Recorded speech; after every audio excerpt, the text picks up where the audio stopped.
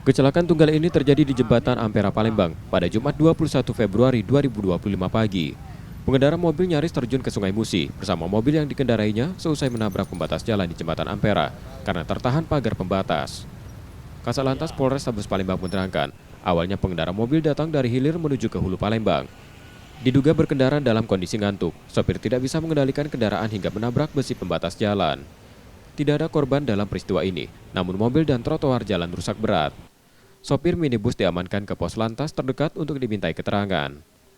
Hari ini tadi pagi sekitaran setelah sholat subuh terjadi kecelakaan pengemudi yang menggunakan Mitsubishi Sigra berwarna silver mengarah dari arah Cinde mengarah ke Tujuh Hulu.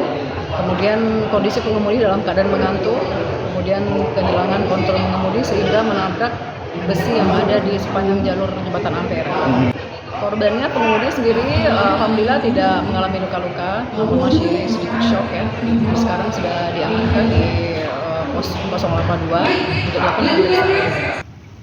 Akibat kejadian itu arus lalu lintas di lokasi kejadian sempat macet sepanjang 1 km. Yudi Kiswanto, Kompas TV, Palembang, Sumatera Selatan.